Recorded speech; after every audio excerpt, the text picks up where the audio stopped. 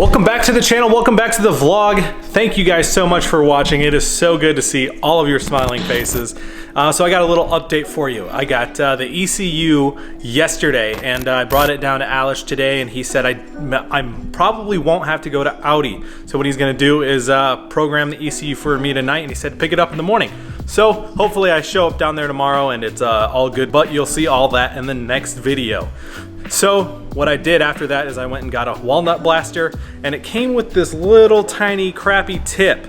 And you know, so what I'm gonna do to walnut blast this is I put this over the intake, and you put a vacuum on this end, and then with this little hole you put the walnut blaster in there and spray, so it doesn't make a mess. Well, this little thing, we don't need that. So ECS Tuning makes a nozzle for walnut blasters, and it's 25 bucks. And you know, I found in the past that ECS Tuning hasn't really been super reliable with shipping. You know, if I've ordered something, maybe they'll ship it 3 weeks later without any notice, and I don't really have time to wait 3 weeks. And you know, I have some aluminum tubing around the house, so I ended up making my own, and I really think that this is going to do the job.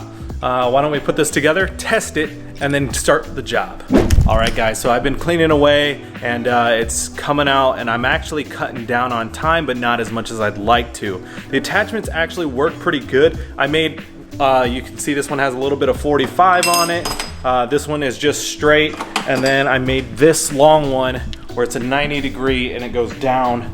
And that is because I have found out that the walnut blaster is starting to clog up on me. And that is because my dumbass bought coarse walnuts instead of fine walnuts, so it's starting to clog up in there. It does work really well, but it's not a fast process or a miracle machine like I thought it would be. So maybe I'll try the fine walnuts tomorrow, but I have come up with a faster way. So what I have been doing is get down in there, get all the thick chunks out by hand, and then I'll spray some solution in there to break it all apart.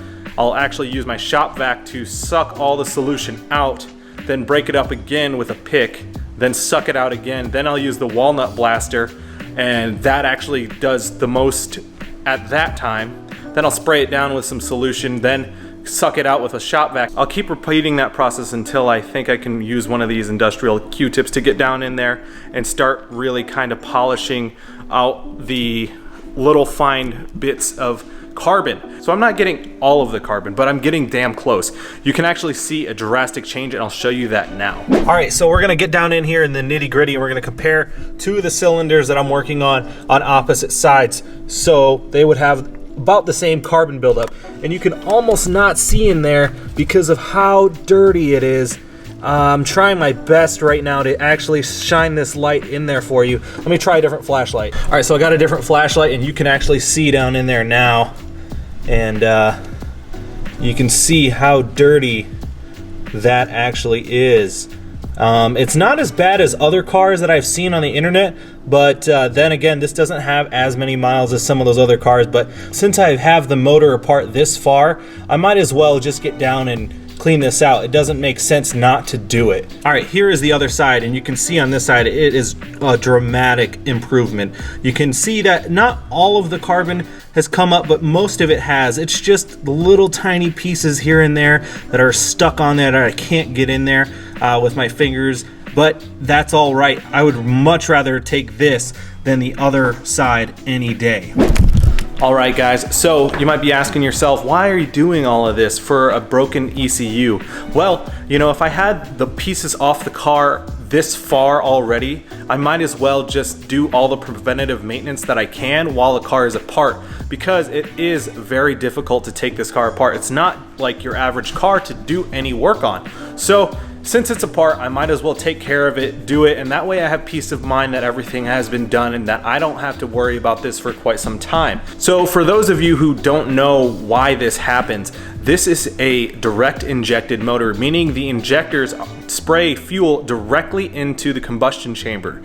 So basically your engine has blow-by, which means a little bit of oil comes past the piston down into the crankcase, and then what the manufacturer does is put a PCV valve, and that makes it recirculate the air so it gets burned off. Well, that oil actually gets caked onto the back of the valves.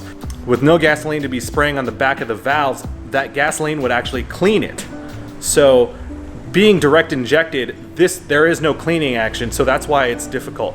So I was thinking about doing a methanol injection kit on it, and that way it would clean not only the valves, it would also clean the cylinder as well. So that's something to think about for the future, and I'm sure Mario will talk me into that. But before we do any of that, what I really want to do is get this car running, and then I'll add stuff to it later. But what I need to do is get it back on the road first.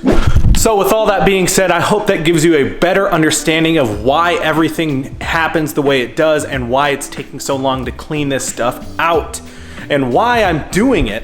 And you know what, for those of you actually watching this, thank you. I know that this is not the most creative content. I know that this is not the most exciting content, but you guys are still watching it, and I really thank you guys. It does mean a lot to me, so thank you for that. I have a little bit of a funny story. I ordered Chinese food, and the Chinese guy came up, and I paid and everything, and he looks at the car and he goes, Ferrari?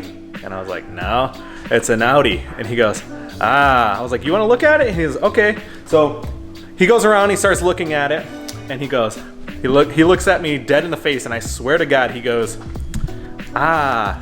Nissan R8. And I was like, no, it's an Audi. And he goes, GTR. And I was like, no. He goes, Audi R8. And I was like, yes. But it's funny that he took that long to actually get it. I mean, it might be the language barrier, but it was kind of a funny experience. Thank you guys so much for watching. If you like this video, hit that like button below, smash it if that's something you want to do, subscribe if you already haven't, and we'll see you in the next video.